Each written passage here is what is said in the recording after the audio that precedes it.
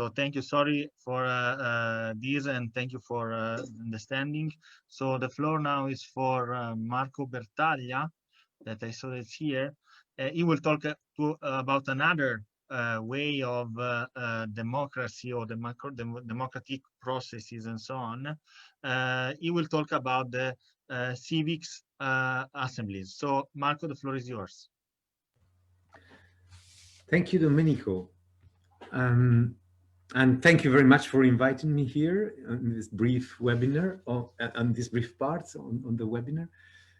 Citizens assemblies or civic assemblies are for us, and when I say us, I mean the movement I belong to, Extinction Rebellion, the global movement calling people to non-violent civil disobedience for the gravity, the dire gravity of the climate and of the ecological crisis.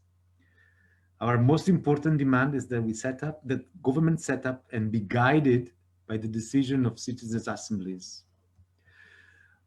What are citizens' assemblies? Citizens' assemblies or civic assemblies are a form of deliberative democracy, where citizens are extracted randomly, and we can have stratified sampling. This is something that has been used in various situations, even in the very distant past. Something that you find in the ancient Athens or in other various occasions in history. Selected at random, so they get out of this dramatically problematic aspect of voting your representatives in parliament, of representative democracy, that is subject to short electoral cycles, issues of having electoral fidelity, and lobbying, and so on and so forth. We all know that direct representative democracy is mired with issues, and we have seen it from the fruit of the tree. We can judge the tree from the fruit. That in many elections, both nationals and over nationals, like the EU elections, the party that wins is the party of abstention. Now, Paulo Freire, a famous pedagogian from Brazil, said it in this way: if a system does not allow dialogue, the system has to change. And has to change, ha da cambiar, ha da mudar, in Brazilian can mean two things, and I take both meaning to be equally true and valid. It is inevitable that it changes, and it is urgent that it changes because it doesn't allow good decision to be taken collectively. So if a system doesn't allow for dialogue, it's doomed for change, and it's better that it changes soon. And this system has failed to save us from the dire consequence that we are already facing of the climate emergency and the ecological emergency. We are heading, with current policies, including the new Green New Deal for Europe, we are heading towards +4, +5 degrees Celsius of average global warming by the end of the century. In 80 years, less than 80 years, +3 compared to the warming that we have already experienced, would mean 3 more billion people not able to live where they were born, and not able to grow food there. So they've been unable to take the decisions that we need because of the system in itself, not because they were bad people. We want to take this back. We want to have citizens' assembly selected randomly from citizens, that they listen to the science. They listen to the science. They have an initial phase of learning, of education. They listen to the stakeholders, to the different points of view, and then they deliberate. They deliberate in small groups. And by the way, I need to ask you, Domenico, if Martina is here, because I don't see her. And maybe you can write it in the chat. Let's see. You, sorry? No. No, I don't see Martina, so Okay, maybe I so missed. no, it's just to understand the parts that I was thinking to share with her. I can go along and say it myself.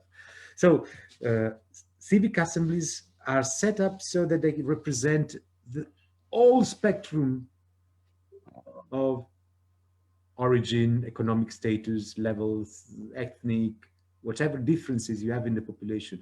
And you can, statisticians speak about stratification of samples. This technical terms means that we select a sample within a subset of the population, say within a sex or within an ethnic origin or within a place where they live or based on the level of education, so that you, with a smaller sample, you have more representation of the differences in the population. And you are sure to include all people, all sort of people. So minority voices can be heard. Voices that are not normally heard as much can be heard, can be selected into this. And the facilitation is key. A professional facilitation that doesn't participate in the deliberation takes care of the moments in plenary and of the more abundant moments in small groups, where the voices of all can be really heard and valued. And altogether, in a dialogical system, modern political sciences have proven that choices are dialogical. If I just vote, I follow the one who barks louder against a common enemy that we have to identify, like migrants or Jews in Nazi Germany. We vote against, we are angry. No, we're not listened to. This is based on the human need to be listened to and valued, and to vent frustration and anger so that they're empathically listened to and taken care of. In a non-dialogical system, choices are immediate and based on non-knowledge. In a referendum, the UK decided to leave the EU based on years and years and years of fake news on tabloid newspapers. In a dialogical system, we speak together and we change our minds. There's one example of citizens' assembly in Ireland set up to decide on abortion. People were happy to be selected to go into a citizens' assembly. Oh, I finally stopped this law, and came out voting in favor of the law and say, this was the best experience of my life. I thought I would vote against. I understood things that I would never have thought I would have understood. And I voted in favor. And this was great for many reasons. But there's a learning phase in the citizens' assemblies. And maybe citizens' assemblies that are selected at random would not withstand the pressures of lobbying, the pressures of the electoral cycle, and be able to take decisions. And they are citizens, it's all of us. So we are now in a situation where we would need to take unpopular decisions. So if a diesel tax comes from a top, you got Gilets jaunes burning the streets of Paris.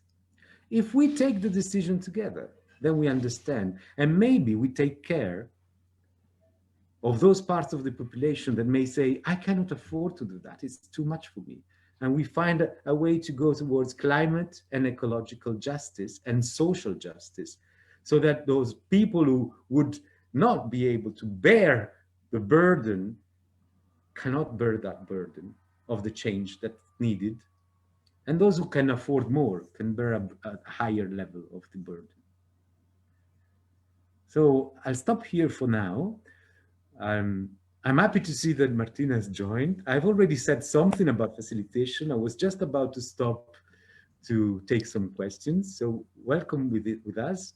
And maybe, even though I mentioned the importance of facilitation, I haven't delved that much in depth into facilitation. You may want to speak a couple of minutes on facilitation.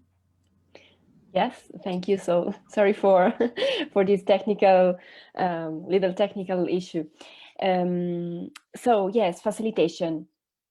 What happens when a group of people meets around the table and they have to discuss a complex topic and they have to reach a common ground, a common decision, or a common set of recommendation, as in the case of citizens' assemblies? Well, sometimes, and I think this might be a common experience. Sometimes it is not so easy because there might be some group dynamics that make it more difficult for people to understand each other and to deal with the diversity of perspectives that will emerge during the conversation. And the result is that sometimes reaching a shared decision will be a bit more difficult. So the idea of facilitation is using a set of tools, approaches, different methodologies that can support any group of people. And in the case of a citizens' assemblies, a group of participants, of randomly selected citizens, to reach a common ground around a complex topic. And it is particularly important in this kind of scenario because usually the topics that citizens' assemblies deal with are very complex topics. So it is important to listen to all the different perspectives that are related to that topic. There might be a huge diversity, a huge polarity even sometimes of opinions, of points of view. And it is important that each point of view can listen to the others, understand each other, and from that understanding, reach a common recommendation as the result of the assembly. And it is important to have some tools, approaches that can help with this goal. And apart from having those tools, approaches, there is usually a role, so a person or more than one person who has the role of supporting the group in this dialogue, in understanding each other, listening to each other.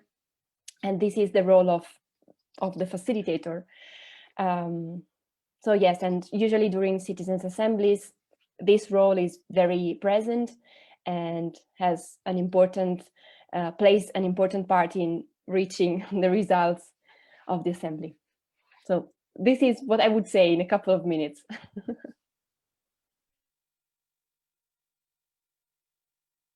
Thank you, Martina, and thank you, Marco. Now, I don't know if you have finished with your intervention. We can go ahead with question, okay? Yes, please. Okay. So if you have questions for Martina, Marco, but also we can take some time also for the previous speakers. We ran a bit because we were a little bit late. We can take the chance, but first of all, make some question for Marco and Martina, as they have gently here, but maybe they can they have like limited time to stay here with us. So let's proceed with some questions.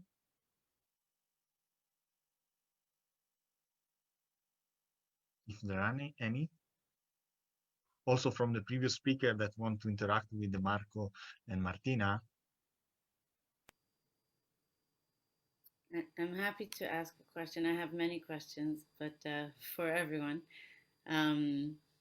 But I'll start with the most recent, and I think it's a combination. Maybe you can answer it from different perspectives. Number one is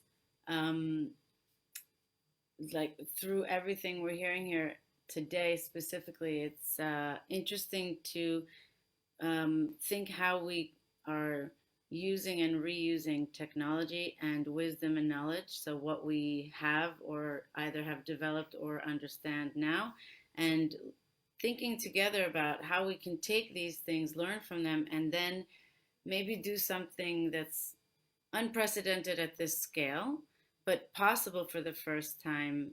Like if we were talking about faith, then I'm thinking of those who built the system or wrote the philosophy, and I want to believe it was with the best intention for a harmonious world, and I do believe it has helped to facilitate that and bring us to where we are today, as anything else, positive or negative.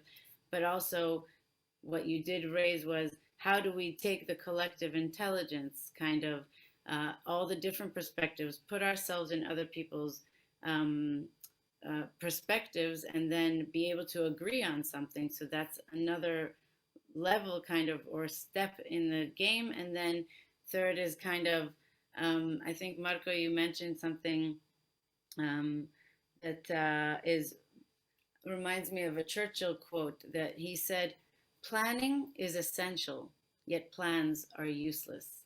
When you go out to war, or you go out to sea, or you even go to buy milk in the supermarket, how many times do you come back with 10 products that you didn't plan to buy? I mean, it's as simple as that. But if now we are in this moment and we have the opportunity to move forward, then taking all of this into consideration, what do you think is the best way we can adjust the system to change? Because we're saying system change, we're saying problem and solution. Now, where is the bridge? And I, as a citizen of society, what can I do? What would you suggest me to do first?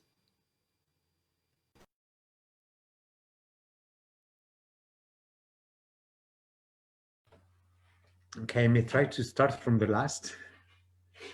We've tried so many things.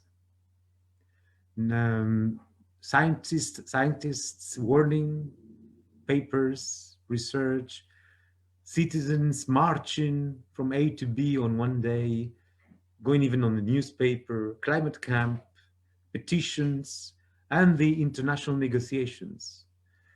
Extinction Rebellion was born out of this despair that nothing seemed to have been sufficient.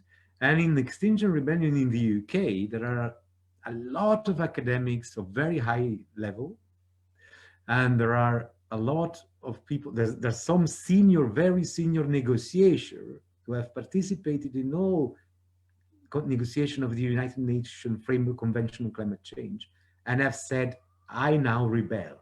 This has not worked and is not going to work.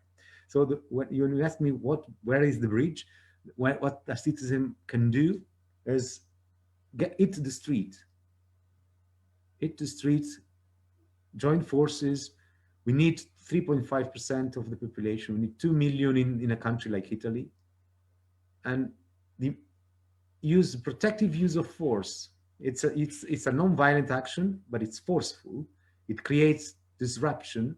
We would like to avoid it. We would have avoided it. We would do without. Yet we are desperate, and we need to protect life. And yeah, at the same time as we do this, change paradigm. Someone has heard me already in this same forum, mentioning the Intergovernmental Science Policy Platform on Biodiversity and Ecosystem Services, calling us for transformative changes. That saying that sustainability can only be achieved with transformative changes. These are top-level scientists globally agreeing to ask for changes that include changes in all we do, including paradigms and values. And shifting paradigms and values connects with what Martina was saying. Harnessing the power of collective intelligence, learning to listen to each other, and learning processes that facilitate that. And so maybe I pass on to her to complete something of the answers. I can add something about that, because my personal perspective is that since the system is something so complex, at the same time also our actions need to be at different levels at the same time. So adding to what Marco was saying, I would also add that it is important to create a culture. What I know that in Extinction Rebellion they use the term regenerative culture, and I do really like it as an idea. So how to shift our culture from a culture based on separation, conflict, and separation from nature, and the let's say in which the goal is always to have more and to grow bigger. How do we shift that to a culture based on a more tight relationship with nature, on a different understanding of our role as humans in the ecosystem and in the universe, probably. So that's another kind of work, let's say, that is much more based on culture, values, on how we relate to each other, and using different tools and different ways of organizing ourselves as humans. And this to me has two parts, again. One that is a part that goes outside in the world, so changing the culture outside, but also changing it inside, which is probably the most difficult part, at least for me personally. And I see those two parts as interconnected. So I can work or do actions in the outside world if at the same time I work on myself and try to shift my own culture, because I was born and I grew up in a culture that is separated from nature, that is that has the goal of growing bigger and bigger, and myself, I am immersed in that culture. So I don't see a separation from those working on personal change and those working in the world. For me, it's interconnected.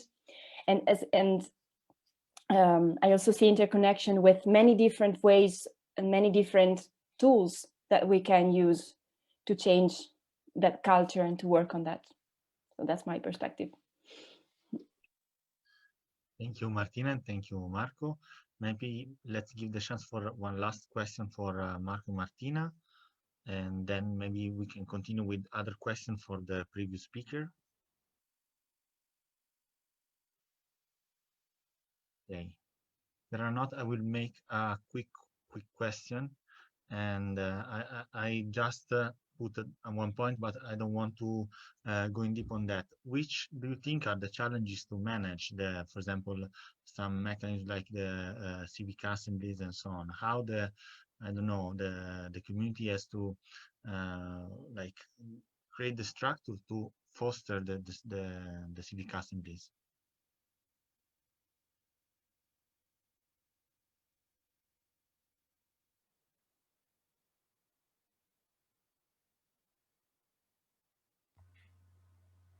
Sorry, maybe I didn't get it. Which do you think that could be the challenges for managing the civic assemblies, the process of civic assemblies? If there are things that there aren't or not. So the challenges are many. What you need several different bodies, autonomous bodies, to set it up, to guarantee the process, to guarantee independence, to select. To one of that bodies would be as a steering committee that creates a number of sets forth a number of criteria for the selection of experts, and an independent set of panel would actually then select the expert. So there is independence. One supervision checks that all the process works in a certain way. Another aspect is the invitation, the citizens, the selection, the sampling. So there's an element of access to, say, the electoral board, to select from the electoral board. Once the criteria are clear, the actual selection, so there are costs involved as well. And then how it's decided, how often we meet, where, in which way, and then will the people involved be guaranteed only some expenses or even some payment? How much payment? You have also to sample more people than that they will actually then sit. Some will have valid reasons not to come, health reasons or other. So it's very complex. And what you need is to force, in a sense, governments, parliaments, and actually it could be at all levels. You can have civic assemblies from the suburb level, urban, regional, national, supranational. So how can you force the administration, the politicians, to set up a legal framework to enable this to happen? So this is also the first step. And when we press for that, I would like us to shoot higher, because sometimes we fail to demand the impossible, because it seems impossible and we want to be reasonable. And then in the political game, it gets watered under, watered down, watered down, watered down. So if you begin to ask what looks reasonable to you, then you get less, and you get a process that it's not actually sufficient, insufficiently in rupture with what has been established until now to be actually making the difference in the future. What you need to do is to select something different. So ask for what the ideal world, and then in the political game, it always gets boiled down a bit. So that's the importance of pressing with civil disobedience and asking what is necessary, and as opposed to what is possible. I hope I've answered to your question. Yes. And again, I would like to add something to that. I also see another challenge, that is embedding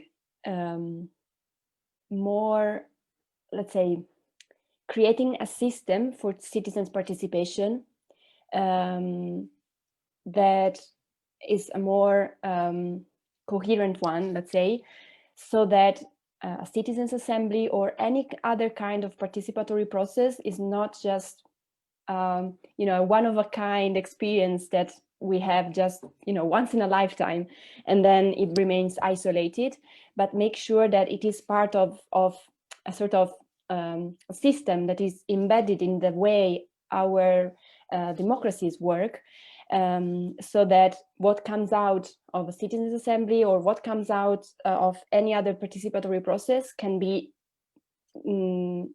more embedded more easily in our democratic system. Because the risk that I personally see is to try and plant a seed in a soil that is not ready for that.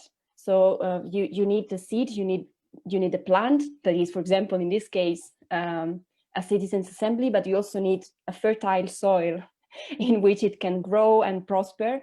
Otherwise, the risk is that, as I see it personally, is that you try it and then it doesn't work, but not because the tool is not useful in itself, but because the system that surrounds it is not ready, or is not does not have the characteristics that could make this tool even more useful and with a huger or bigger impact. So again, I see it at different levels and try to keep this overview or this systemic view on what is happening. So having a very powerful tool, and also creating the system or the soil that can support this kind of processes. And yes, in general, with participation in general, I would say. Thank you very much to Marco and Martina, and thank you to Marco that he needs to leave in a few. So let's thanks a lot, Marco, and greet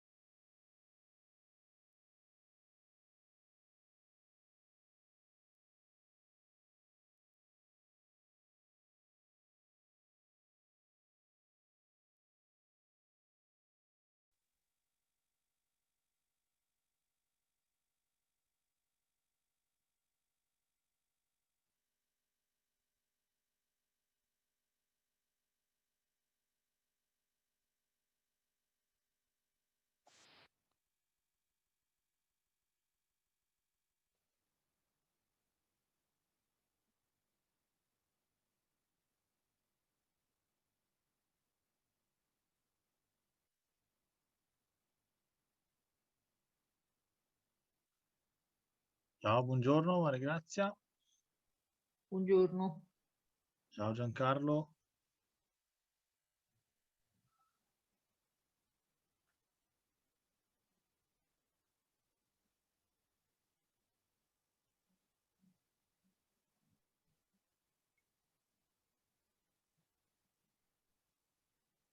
Aspettiamo l'ospite di adesso. Adesso, Maria Grazia, in realtà ti chiederei dopo di ingaggiare se vuoi il dibattito, nel senso adesso c'è una speech di un ragazzo che si occupa di Just Transition e ti avevo invitato appunto come osservatore, poi dopo ci sarà la talk con Greenpeace. Okay. Ah, ok.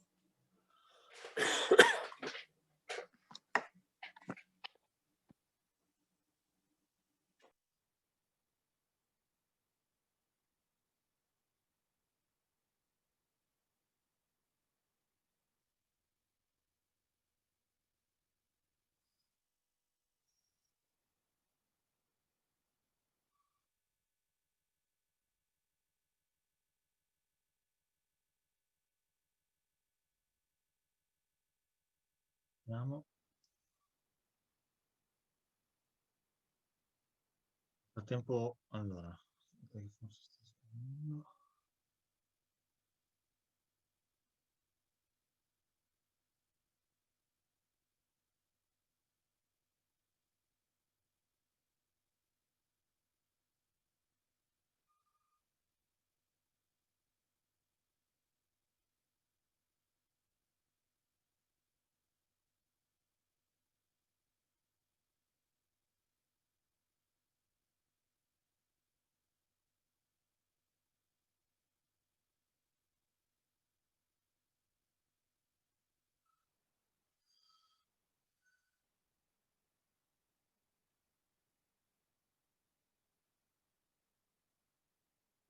Eccoci, Ciao Stefania, ci benvenuta. risiamo. Eccoci, stiamo aspettando adesso lo speaker, il ragazzo che deve parlare all'inizio. Ok, Vediamo. Nel frattempo, beh, non so se sì, vi siete già conosciuti in realtà a Roma. sì, Con noi c'è Maria sì. Grazia Midulla. Grazie. Allora, vediamo.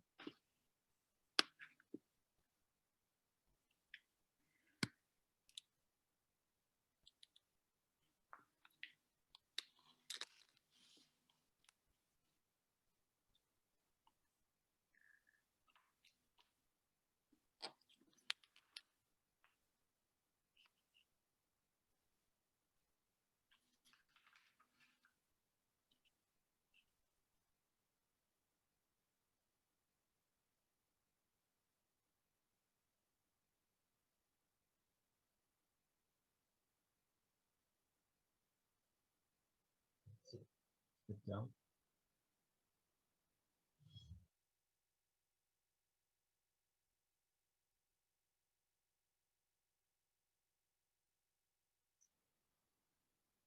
Nel frattempo qualche ragguaglio per la sessione dopo, che sarà con Greenpeace per Maria Grazia.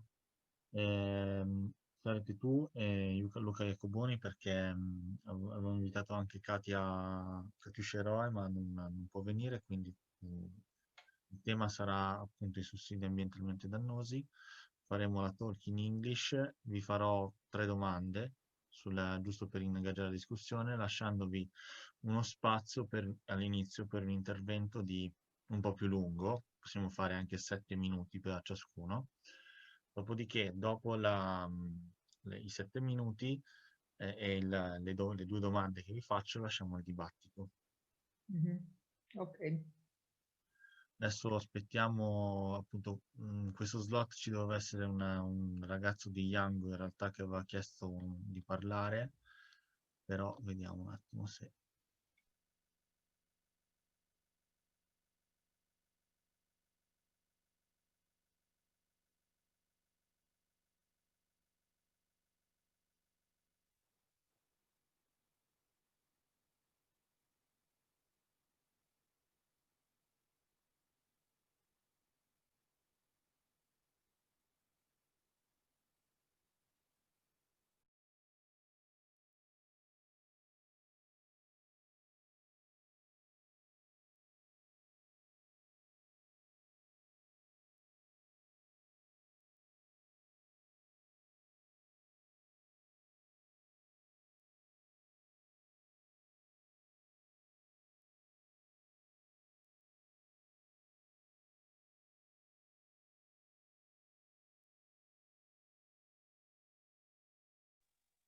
Ok, sta arrivando.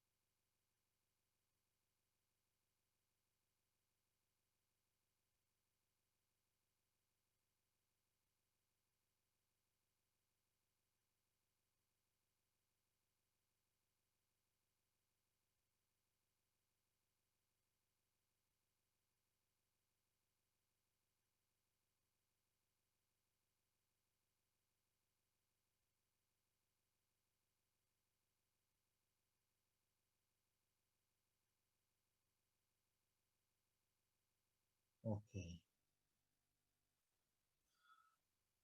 È arrivato.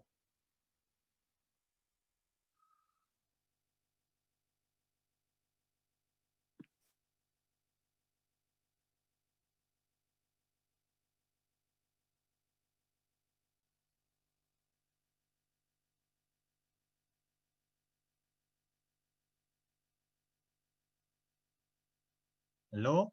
Hi, Samuel. Can you hear us? Hi, Samuel. It's good to be here, please. Yes.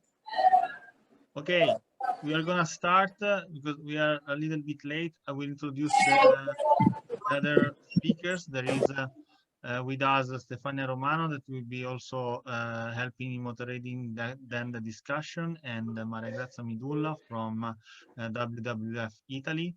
So if you want to proceed with your speak about just transition, so you can go ahead. Okay. All right. Thank you very much for the opportunity to speak here. I want to take this time out to appreciate the panelists, Domenico, and the rest of the team, Giancarlo Zelloni, Maria Grazia, and Stefano. It's wonderful meeting you all. My name is Samuel Adurki. I'm from Nigeria. I'm a climate change and energy advocate, and I advocate for just transitions and youth development and involvement in climate change and policy decision making. And I've been privileged to be part of this year's Paris Peace events, which held earlier this month, as a delegate. So speaking on energy mainstreaming and then ending speculative finance of of climate and green innovations, and also working on how to strategically implement the Paris agreements and then the Green Deals. We understand that there are different focal points and there are different objects of the Paris agreements, and the items that are focusing on the finance, on the adaptation and the mitigation approach of climate change requires that most people, most governments be up and doing and should take responsibility in financing more sustainable and just transitions from fossil fuels. And in this way, the importance of youth engagement and collaborative work in developing these action plans, either for government or for multinationals that are in the finance, in the sectors like oil, for instance, oil and gas, needs a lot of coordination and a lot of partnerships that should actually monitor and observe how true they are to the transition agreements. For instance, even more money actually, or more finances that are focused on financing fossil fuels can be diverted into clean energy, as we are seeing in some other organizations in some other countries, mostly developed countries across the globe. If such can be replicated in all underdeveloping or developing nations, I think the transition will be faster and more transparent. So it is imperative then that we all come together and place an action like we did at the Financing Commons Summit in the build-up to the COP16, such as these events we are having now. We can always gather policymakers, decision makers, influencers of decisions and policy on the table to discuss the best way and the strategic ways to push this forward. And this also allows for non-governmental organizations, civil society organization engagement, and youth participation in pushing forward the petitions to the COP presidency and to presidents and leaders of nations, ministries, and agencies that are saddled with the responsibility of energy transition. For instance, in Nigeria, we still have a little more to achieve in the energy transition. And when we're talking about energy transition, it's not financing projects that are just particular to using solar to light up lanterns and all that. We should talk about areas like clean cooking industry. We should talk into areas like transportation, which actually we see as the major sectors or major industries that contribute to the global warming and carbon combustions. So there should be also ways of investing and divesting into sectors like agriculture for climate change mitigation or adaptation in whatever way, using energy to power sustainable development in a more feasible and sustainable way. So I think at this stage, we just need to go beyond calling on beyond chasing shadows and into making strong decisions at this point. And towards the COP26, which is scheduled for next year, 2021, I think we have a long way to go in coming together, because 2021 is just by the way, and we need to come together and put forward some initiatives and make some really loud noise out there to organizations, to governments, in our local societies, gather together civil society organizations that are partaking and that are true to and are committed to the transition state of energy globally.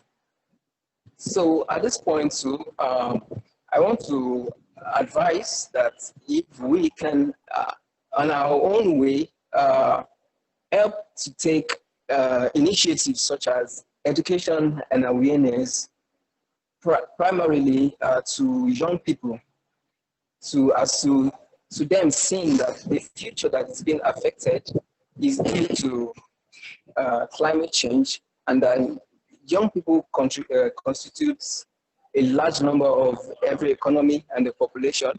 So to say, like 60% of the generation can still be considered as young, ranging between, according to the African Youth Charter, they range between 15 and 35 years, while according to the Global Charter, they range between 15 and 30, or 18 and 30.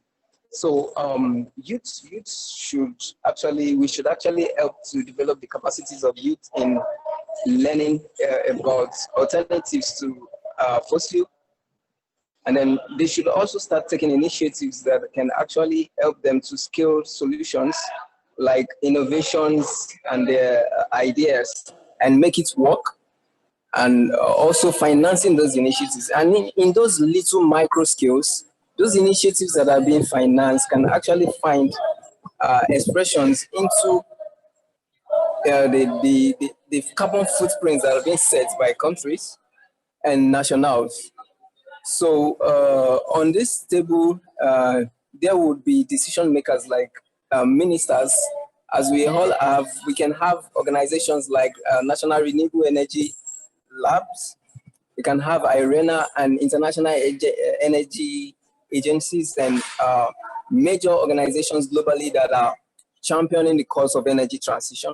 We can have them to come speak. We can have top policy makers to come sit together and make decisions for the young people. And while making decisions for the young people, we cannot leave the young people out of the decision-making process.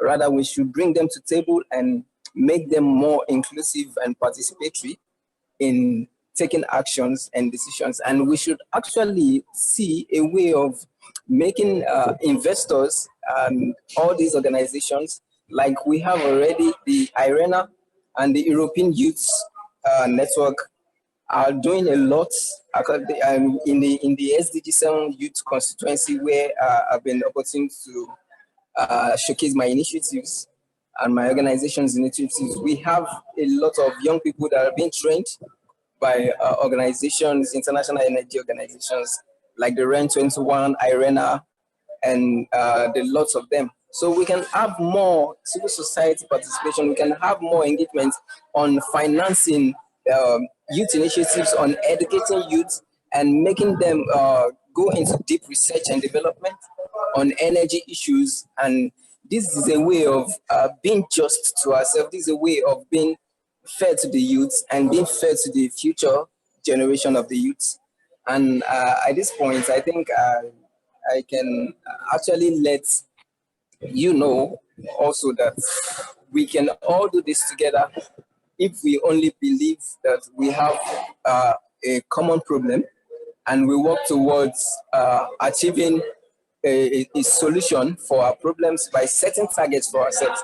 We can have targets for the next 1 year, the next 5, 10, 15 years. And this is how we create a future, a just and resilient future for everyone, where no one is left behind in any way. So we should also look more into the economic aspects of things.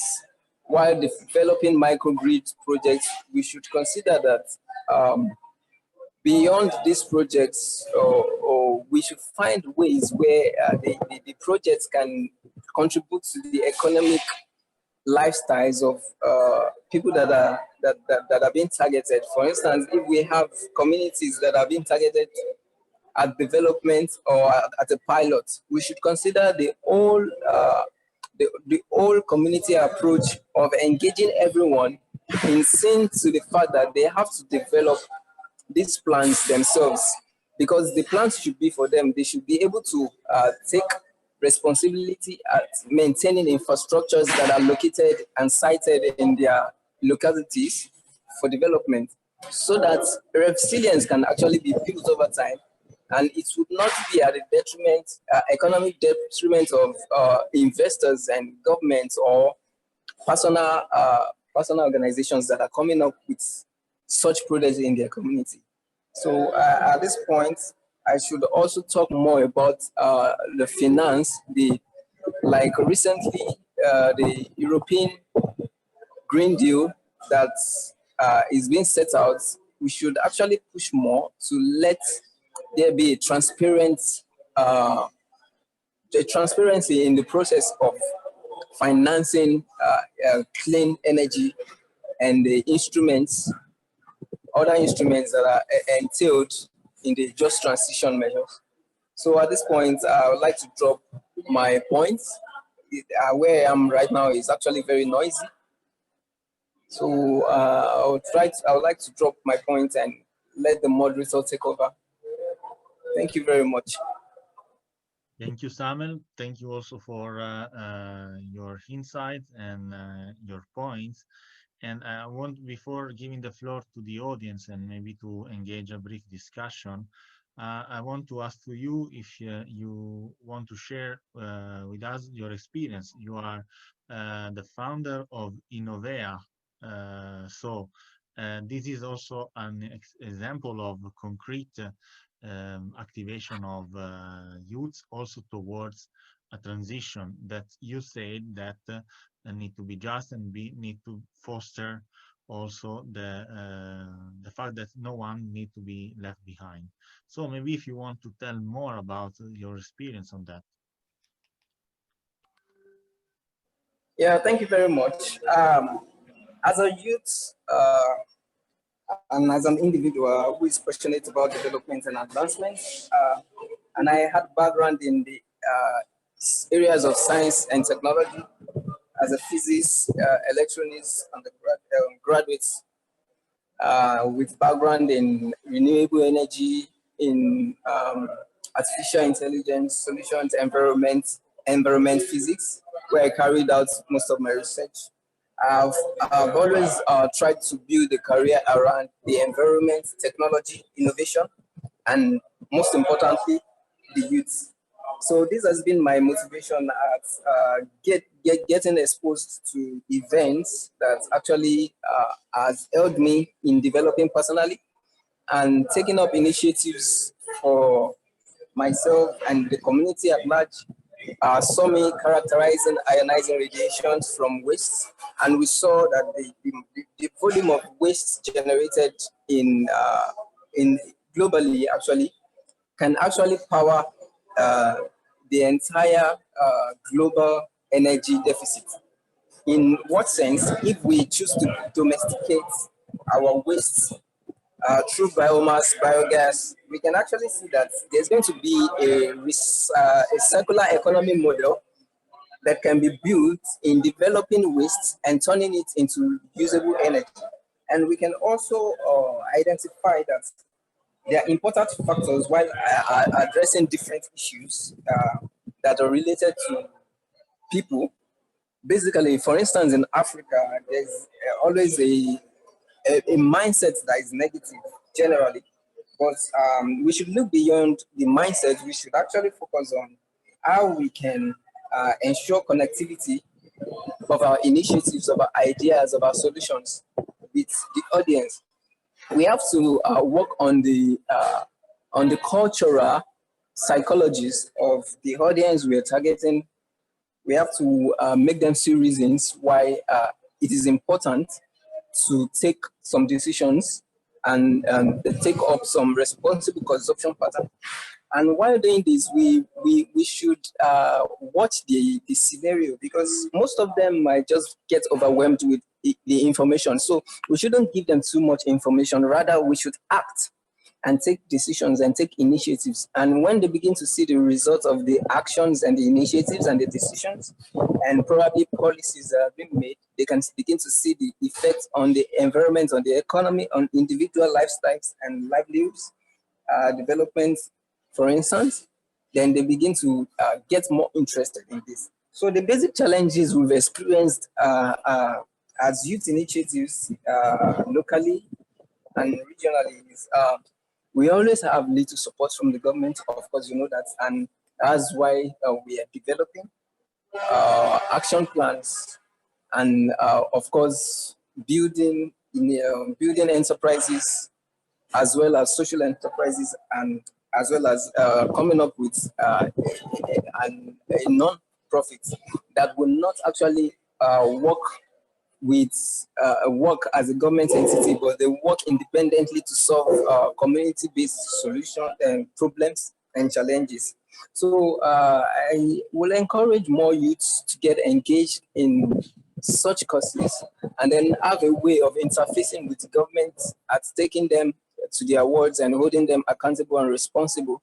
Like I used to say that at this point, youths have to step up the game, and according to the theme of this event, step up. So we can step up the game by actually taking the challenge to decision makers, policy makers, actors, and global leaders to actually make sure that the green deals are working for the green sector recovery. Thank you very much. Thank you, Samuel. Thanks to you. And yeah, one of the goals of the social forum, climate social forum, is to like connect also and create what we say the virtual agora among different actors inside the climate change scenario: youths, experts, professionists, NGOs, and so on. And in fact, properly starting from today, we will foster also the discussion in the next tables of today. But today we have with us Maria Grazia Midula, that is from WWF Italia, and Stefania Romano, that is from DM25 and Climate Reality Project. And so also this environment now is like a way to foster this dialogue in order to like find the ideas and proposal for a just transition.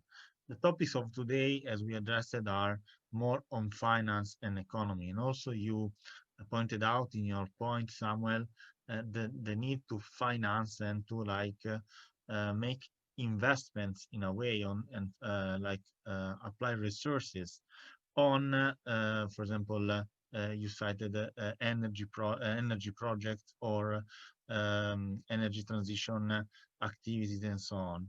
And properly on that, I will open maybe the discussion, giving also the floor to Stefania and to Maria Grazia to have the opportunity also to discuss on this point, how we can mobilize, for example, finance and resources towards more innovation projects and sustainable projects.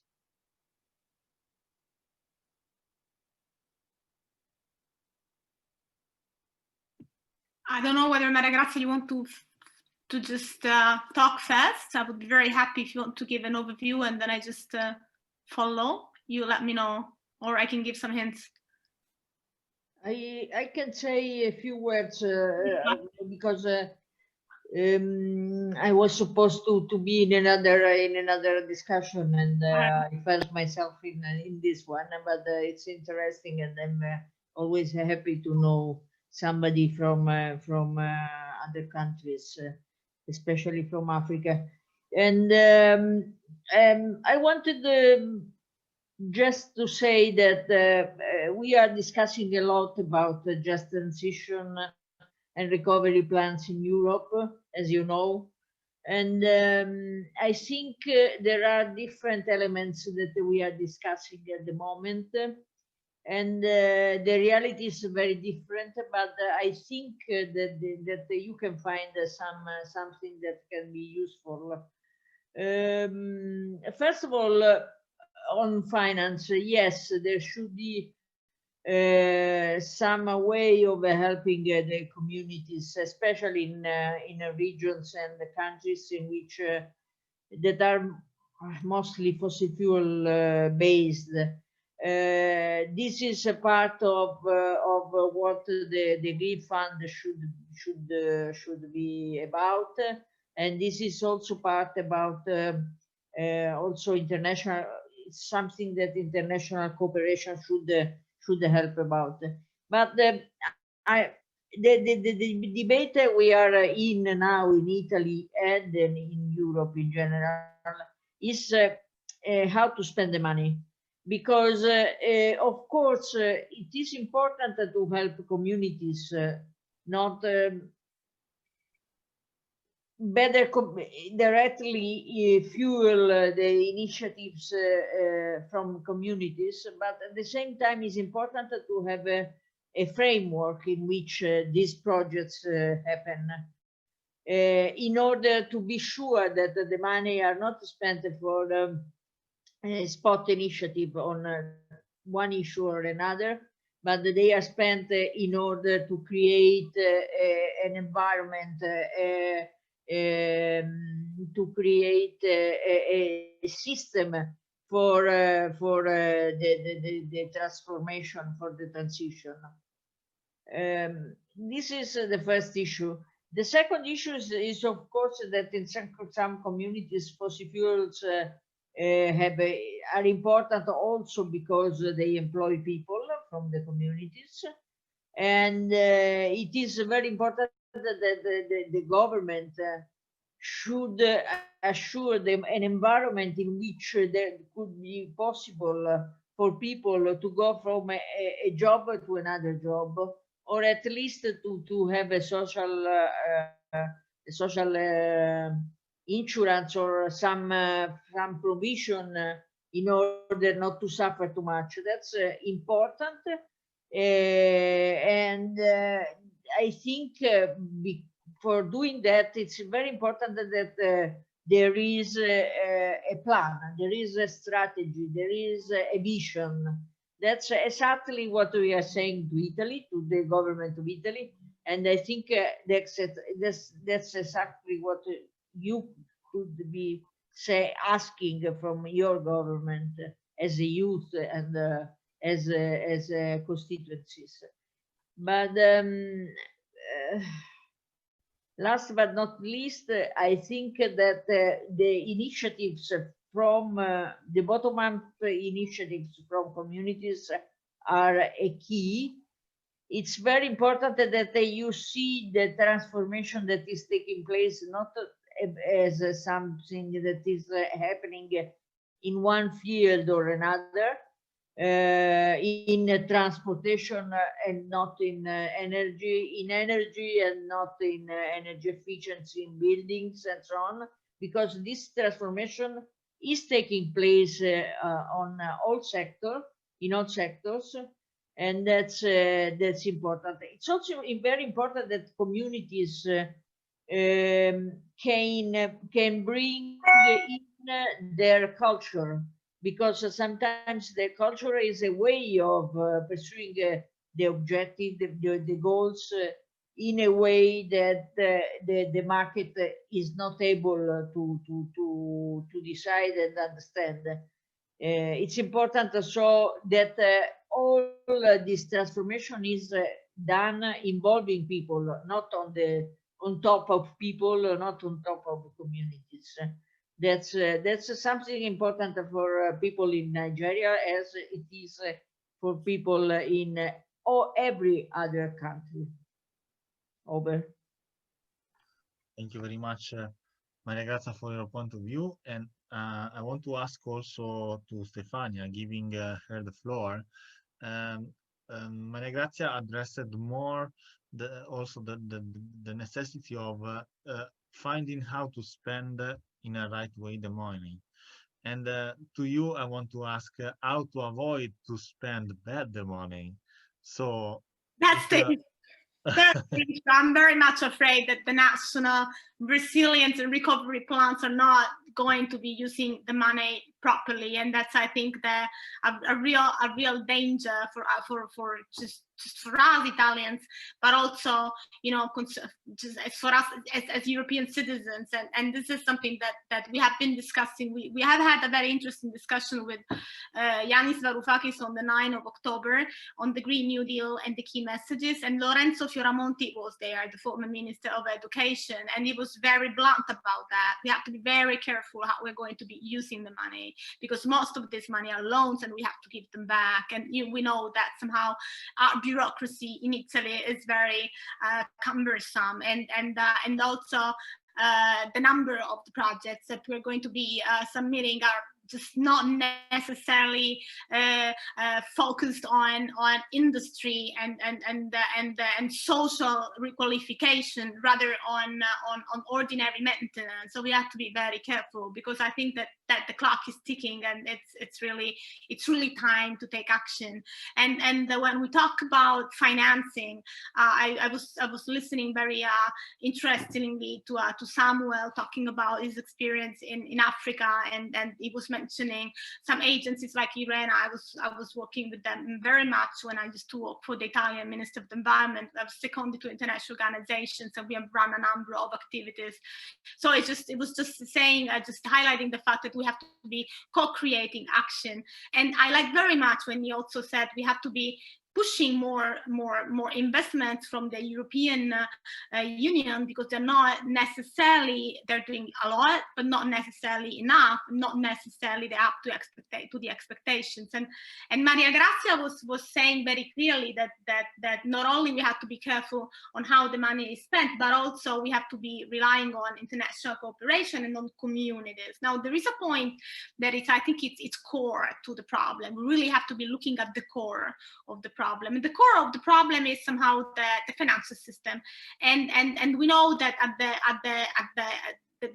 I mean, when we talk about the financial system, we talk about banks. Now, in 2019, the world's largest banks invested more than $2.36 trillion in sectors that governments and scientists agree are the primary drivers of biodiversity destruction.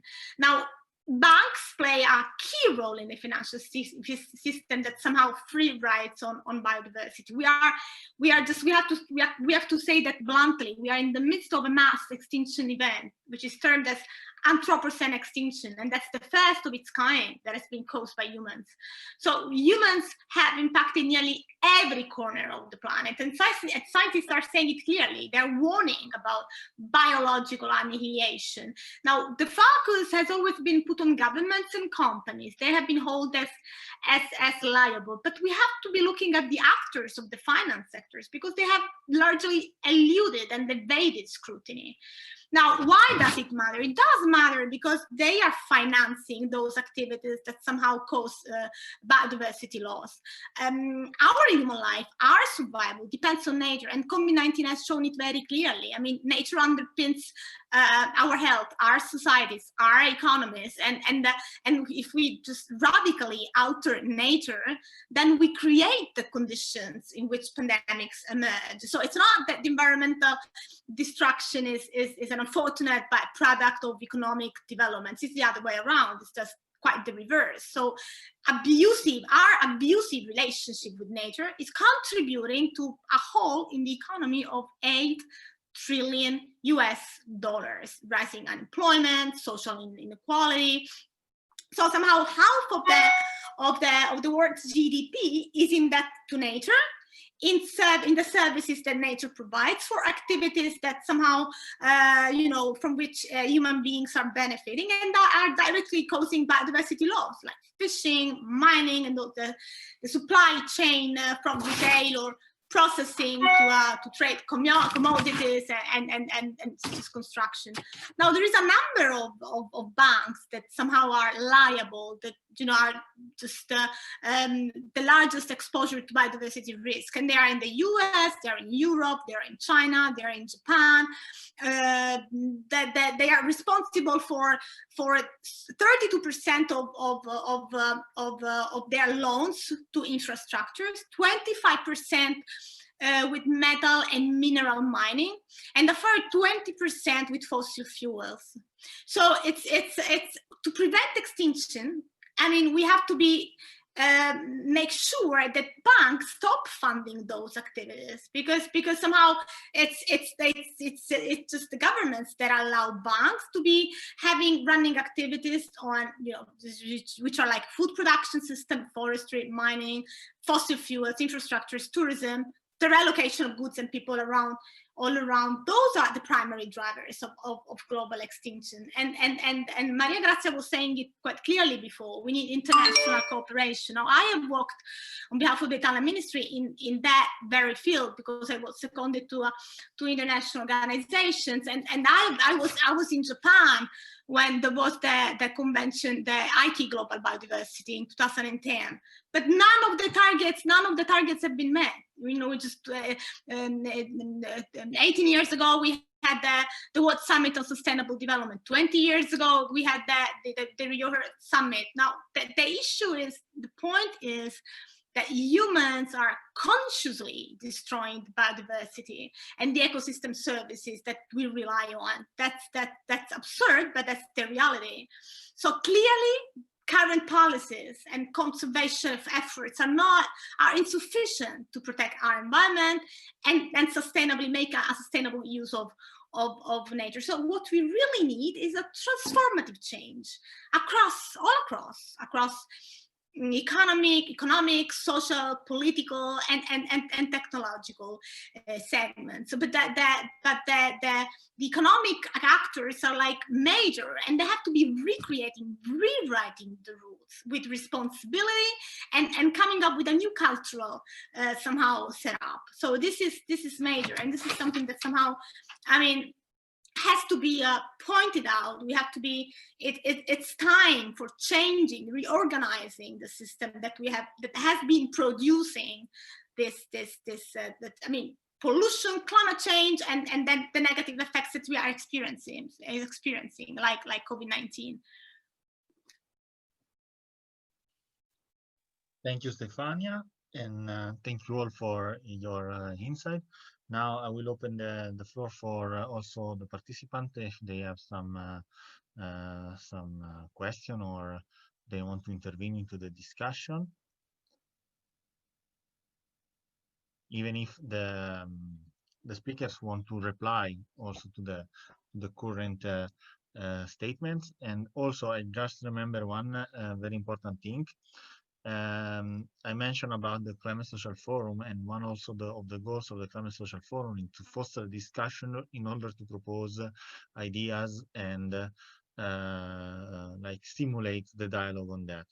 And for this, we have created these documents, these track documents, one of each of the main tracks that we call the climate action paths that we are addressing. So feel free to fill in your inputs and insight inside the documents. They are briefly structured with the 3 guiding questions that are the ones of the Talanoa dialogue.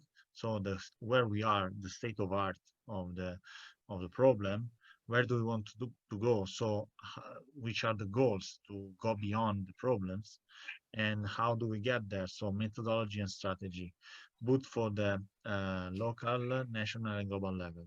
So Giancarlo, you can open the microphone and also speak. So please go ahead. Yes, thank you. I've just sent a question. I read the question. There would be a need for reliable political partners in the institutions to ensure proper use of resources. This is the most important question, how to face this challenge. Okay. Who wants to take the floor? We can make a round of intervention on that.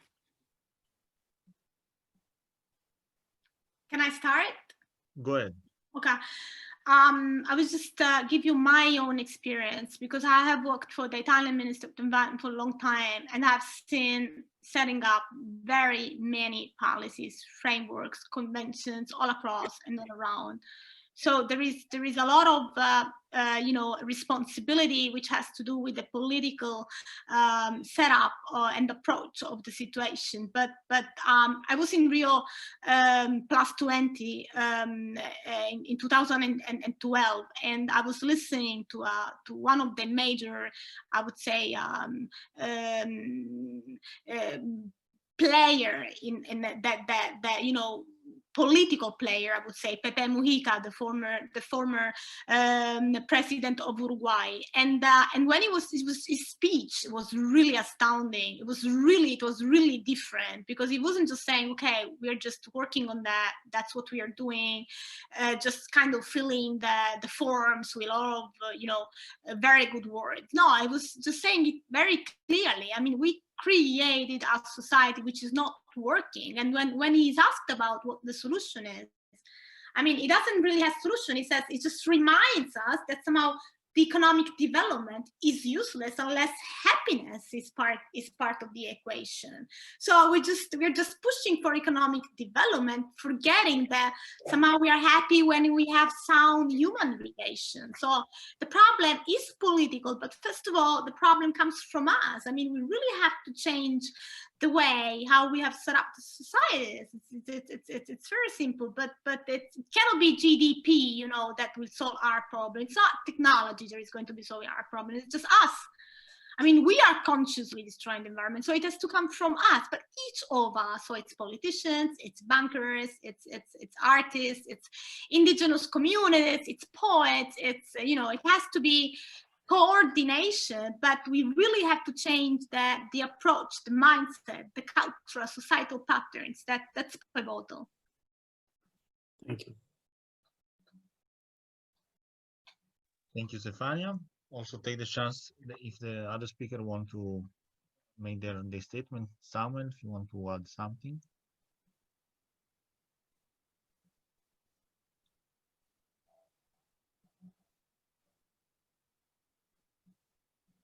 There's nothing to happen now. I think we all spoken well, and we just need to go beyond talking, and we need to take actions, visible actions, measurable impacts, and making sure what we're discussing actually is yielding results for us.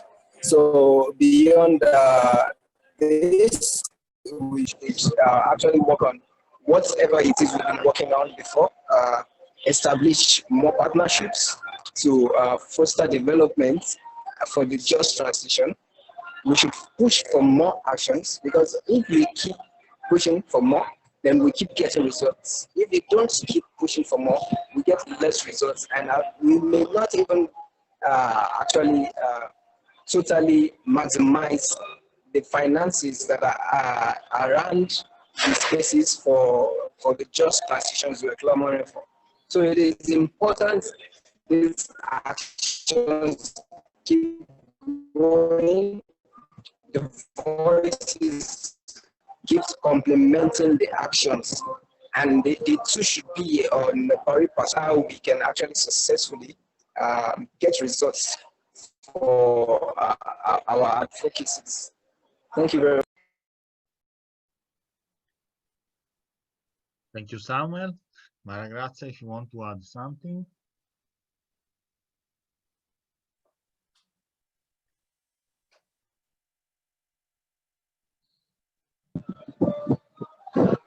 Sorry, did you hear what I said?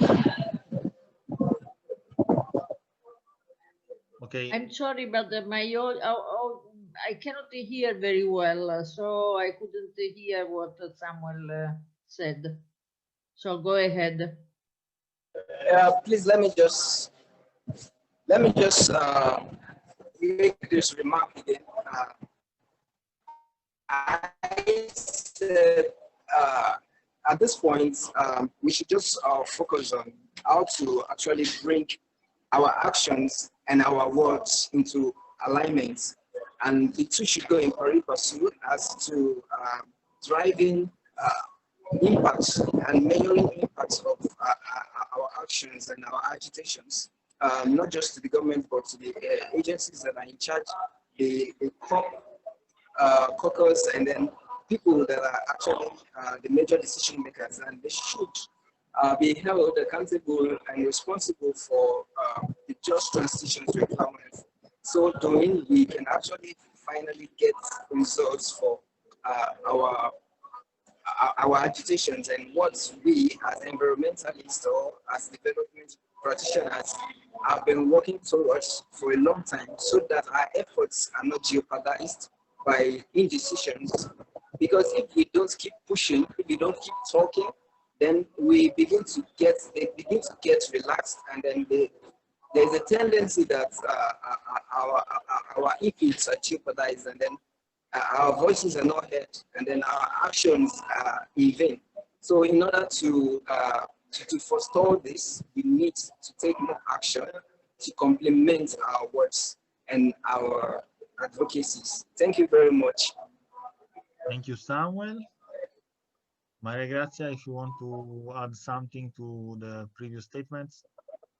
Yeah, it's difficult for me to come in because I really cannot get what Samuel is saying. There is a big noise. I don't know if I'm the only one who gets No, it. it's a background noise, Maria Grazia, it's true.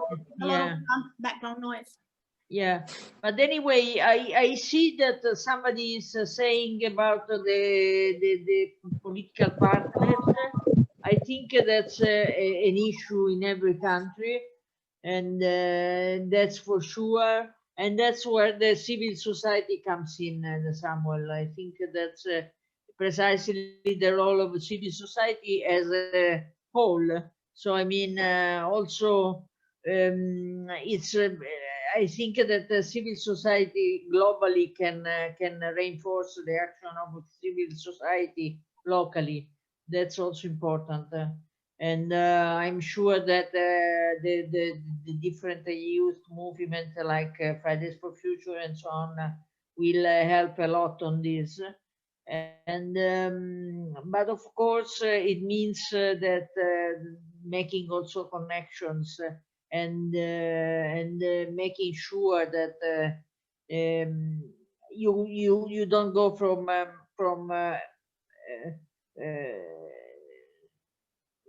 unreliable partners or officials or systems to other unreliable people. That's for sure. Sometimes that's particularly difficult, and I remember a lot of negotiations about this issue, because sometimes what happens in the negotiation is that a sort of a patronizing attitude from the Western institutions, and that's something that cannot help civil society locally. So it's an issue that should be dealt primarily by local communities and civil societies, and then also with the help of the global civil constituencies and or even institutions. But if the local communities are not active, there is no hope. I mean, for solving the problem at all. Thank you, Maria Grazia, and thank you for all the speakers. Now we are finished our time for this session, and we are starting the other session also with Maria Grazia. We'll reach also Luca Iacoboni of Greenpeace, and the topic will be how to avoid environmental harmful subsidies and stop them. So Maria Grazia, you're very welcome to stay here. Yes, Luca has just arrived. And thank you very much for this session. I will stop for 1 second the live session, and we will go live suddenly with the next round. Parallelly, there will be another session on Article 6, where there is also Samuel as a panelist. So I invite Samuel to join the other room. And thank you very much to all, and let's stop for 1 second and reprise with the next roundtable. Thank you. Thank you so much. Bye. Of course, Stefana, you also invited to stay. Ah, okay. I didn't know that. Ok. So, ora stop un secondo.